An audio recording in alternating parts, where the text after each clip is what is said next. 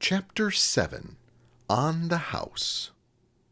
Desmond found himself making a reluctant midday trek through Rotwater Wharf on his way to speak with Trudy Hayward regarding her source of raw mithracite. Having that conversation at Ragshop 23 would have been ideal, but Trudy hadn't been to work in a couple days, and given that he had little interest in returning to Shambletown sooner than next week, he took it upon himself to investigate. Desmond didn't get nostalgic often, but when he did, it was never for the years he called Rotwater Wharf home. Nestled against the southern half of Shambletown, the place stood over a large body of still, shallow water that stank and festered. There were only two long-standing roads here, the Backwash Byway and Pauper's Lane. The Backwash Byway took a loopy, ever-changing route through the entire length of the ward, north to south, filled with dead ends and missing chunks that required a lot of navigational improvisation. Pauper's Lane was the wider, shorter, and busier of the two, and it ran straight east to west, dividing Rotwater Wharf into roughly two equal halves. It was on Pauper's Lane that Desmond now found himself, striding eastward through mild late-morning foot traffic. The road was comprised of broad wooden planks built atop stilts. Its construction was shoddy and uneven, but it was one of the only things in Rotwater Wharf that received regular maintenance from skilled professionals. To either side of the street were decaying bars, sliver shops, and flop houses. Up ahead, the big house loomed large. Resembling a blocky mountain of junk, the place was built on a small island with a long brick warehouse at its center. Shanty stacks of varying size and shape were butt up against its outer walls, then shorter stacks butt up against those, and so on. A wall of rusted metal and razor wire surrounded the entire island, and there were four wide, sturdy gates through which one could enter, two for Pauper's Lane and two for the Backwash Byway. If one wished to travel quickly through Rotwater Wharf, and Desmond always did, then passing through the big house was a must, but there was a toll for doing so. How much was decided by the top boss.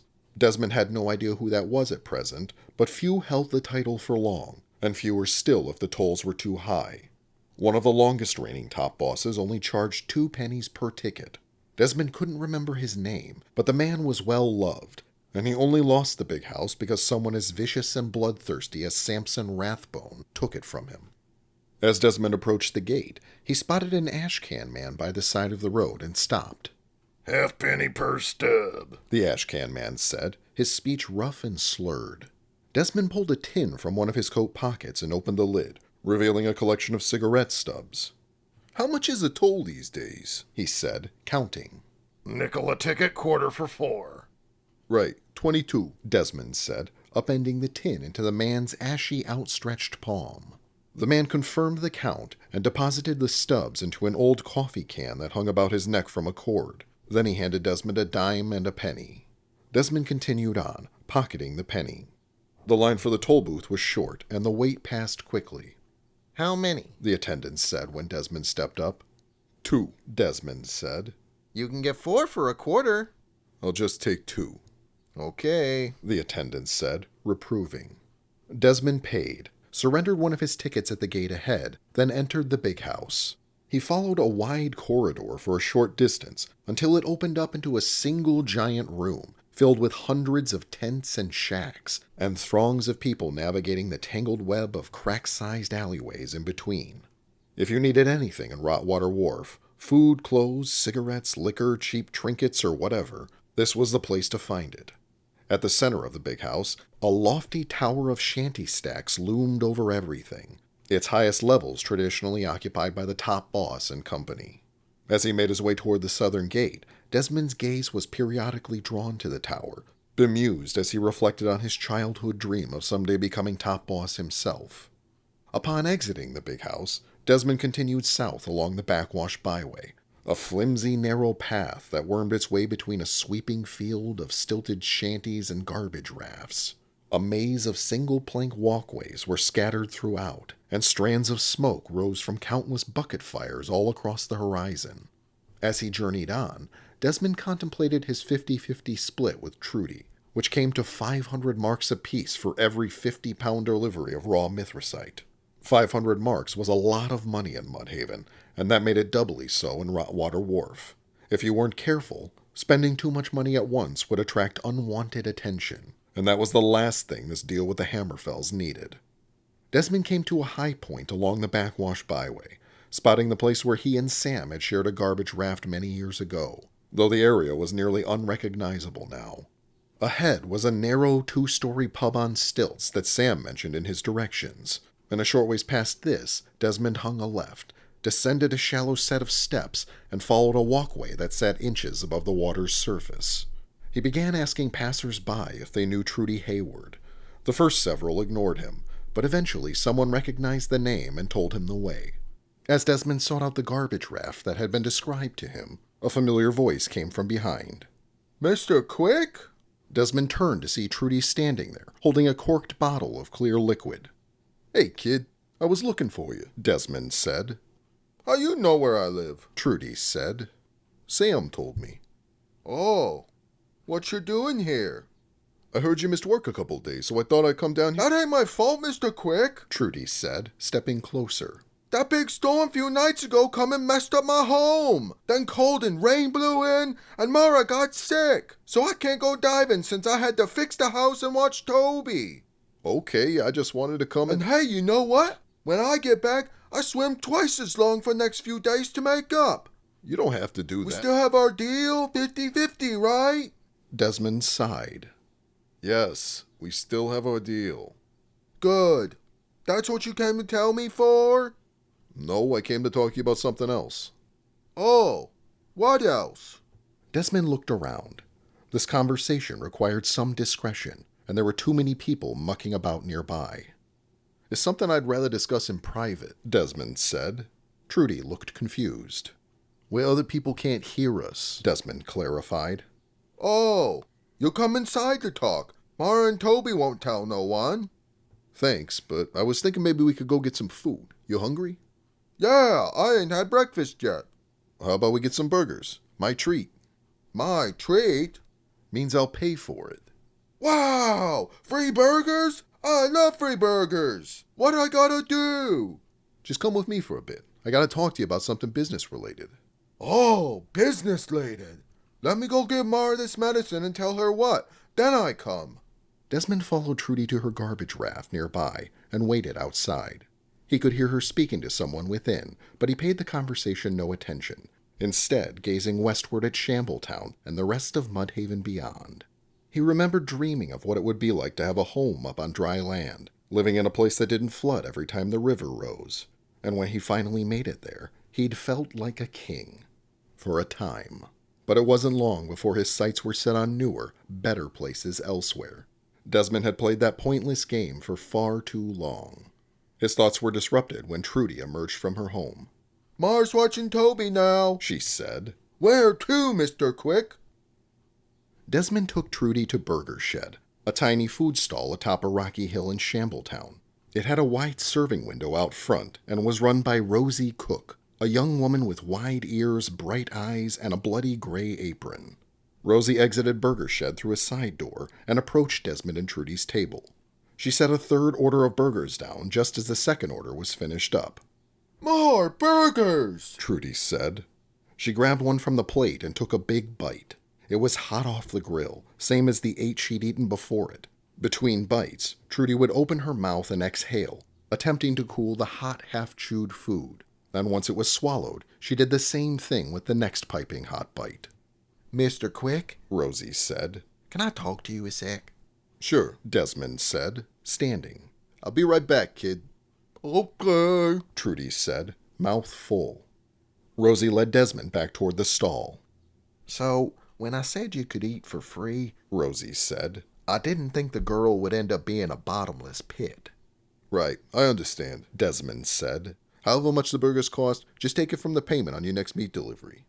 Arabella'll be okay with that? Yeah, I'll leave a note.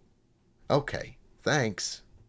Hey, Mr. Quick, Trudy called from the table. Can I get more burgers still? The plate in front of her was nearly empty. Desmond looked to Rosie. It'll be a minute. I gotta make more patties, she said. That's fine. I need to have a word with her anyways, Desmond said. I'll leave you to it then. Rosie went back to work, and Desmond returned to the table. The outdoor dining area afforded them a decent view of the Marshall River. Trudy gazed upon it. Hey, One time I asked someone about that place, she said. What place? Desmond said. Over there, Trudy pointed upriver. with all them fat buildings with smoke coming up their tops. Rust. What? That place is called Rust. It's where the factories are. Trudy thought on that. All them buildings? That's where things get made. You know that? All things. In a ginormous oven or cook pot, I bet. That's where the smoke's from. Cans and bottles and birds and candy, blankets and toys and rocks and scissors. Probably other things, too. All made in them buildings. She continued staring. Wonder what they look like inside. Couldn't tell you. I've never been there myself, Desmond said. Say, I wanted to talk with you about something. Trudy turned her focus to Desmond. About what? Desmond withdrew a piece of raw mithracite from his pocket. You recognize this? Yeah, I pulled lots of rocks out the river like that. You remember where you found them? Uh-huh, in a sunk crate. I got all that were in there. Oh, Desmond said, disappointed. Maybe this wasn't going to be the gold mine he thought it was. Bunch more of them crates still down in that sunk boat, though, Trudy said. Desmond brightened. More? Yup. How much? Don't know. Them blue shimmer rocks don't sell none, and they're a lot shinier things than them to get. Well, I was able to find a buyer. What they want them rocks for? They dummies? Maybe. All I know is they How want... much I get for them? 100? Desmond was about to speak. Then he reflected on his concern that giving Trudy too much cash might draw unwanted attention. You heard me? Trudy said. How much? Sorry, Desmond said. Yeah, that's right. Your cut is 100 marks. Wow, 100 marks! And guess what? These buyers want more. More? As much as they can get. And they pay 100 every time? That's right. 100 every time. Wow, I'd be rich. So you think you can get the rest? Yeah, in that sunk boat I said before. I'll go there next time. I should get it all? Not right away. How come? Because we can't let other people find out about this. If another Frogger sees you keep pulling these stones from the river, they might start to catch on. But if you just take a little at a time, then no one notices. Oh, that's good thinking, Mr. Quick. You smart man, huh? And you can't tell no one else about this. Except for Melanie and Frank, it's top secret, all right? All right, till I catch them in the act and win the bet. Right, Desmond said, then withdrew a coin purse and counted out 100 marks. Here's your payment for what we already sold. Wow, 100 marks! Rosie arrived with a fresh batch of burgers. Here you go, she said. Thanks, lady, Trudy said, mouth already full of hot, half-chewed burger. Got a real healthy appetite. Trudy nodded, then swallowed. Hey, ain't you eating none, Mr. Quick? I'll eat later, Desmond said. These burgers really good. Lots of spicy. If I work here, I eat burgers all day long. Rosie laughed. I can't eat too many, otherwise there won't be none left to sell. Oh, that's good business, huh, Mr. Quick? It sure is, Desmond said. How you come to run Burger Shed, lady? Oh, it belonged to my pa before me, Rosie said.